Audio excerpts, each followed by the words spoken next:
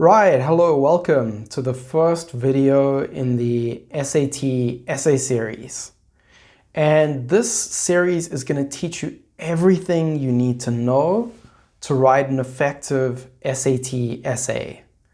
Now, I'm sure what's brought you here is you've looked at the SAT essay and you don't know what you're doing, or in the past you've taken the exam and you've got kind of a score that you don't like. I just want to put your worries to rest. If you do exactly what I mentioned in these videos and you practice it properly and follow the steps that I outline, you'll be heading for a very high score. The average score for the students that I teach, which follow the approach that I'm going to teach you now, is around a 20. Most of them are actually above a 20. Worst case scenario is like an 18. And that's worst case if you're, made a mistake in terms of what I taught you and stuff. So it's a very powerful way of approaching the SAT essay. So a little bit about me. I've been teaching SAT now for many years. And the new SAT essay format ever since it came out. So I have, in that time, I don't know, I've worked with probably 300-400 students on their SAT essays. So this is something I'm very familiar with and something I'm pretty good at. What you're going to learn during these lectures is a very durable, flexible approach to doing the SAT essay. There are many approaches which maybe work in some cases, but then fall apart in others.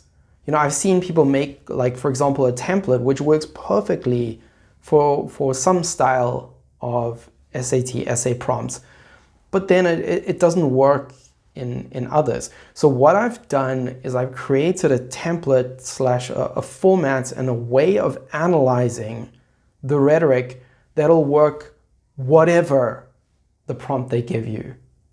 Okay, and that'll give you a lot of confidence that you'll know it doesn't matter what comes up, I can turn to this backup plan which is being given to me by Mr. Kirby. Okay, so how do we do that? Well, we're actually going to turn to something that was created more than 2,000 years ago, which is pretty crazy. We're going to use Aristotle's treatise, which is Rhetoric. And he was a guy who back in the day thought, what makes for effective, persuasive rhetoric? When we read something or listen to someone speaking, what elements are there that will make someone more persuasive? And he kind of came to a conclusion that you need to have 3 elements to have persuasive speech, and that is ethos, which is credibility; logos, which is a bit of logic and reasoning behind whatever the point you're making; and pathos, which is a sort of emotional connection between you and the audience. I'm grossly simplifying each of them, but that's pretty much what it was about. And we're going to use that framework to analyze the various prompts that the College Board gives us. The nice thing is you'll always be given a prompt which has very effective rhetoric in it. Like, they're not going to give you something which doesn't contain, for example, ethos, or doesn't contain logos. They'll all be there. So that's a good thing. The challenge is actually identifying that. So a lot of my class will dwell on that, and then how to incorporate them into essays. So this is a very practical class, these lectures. This is not theoretical.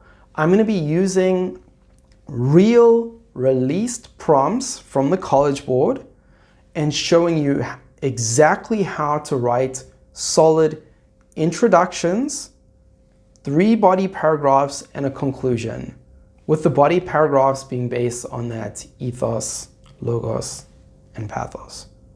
Okay, and I'm going to take you step by step, and I'm going to make it as clean and clear as possible. So when you actually take the test, you can almost go into autopilot. There'll be a time where you have to find those elements, but the actual writing itself will be as mechanical as possible. Okay, so before we get on to the actual lectures which cover, what you're going to write and stuff, I just want to say a little bit about the SAT essay itself. And apologies to those who are already familiar with it, but for the rest of you, this is not your kind of classic argumentative essay. You're not making an argument. Your opinion on whatever is being discussed is not wanted or needed or it shouldn't be there at all. Your job is to analyze how a speaker or writer makes their point and why it is persuasive. Okay, so you're looking at the how and the why.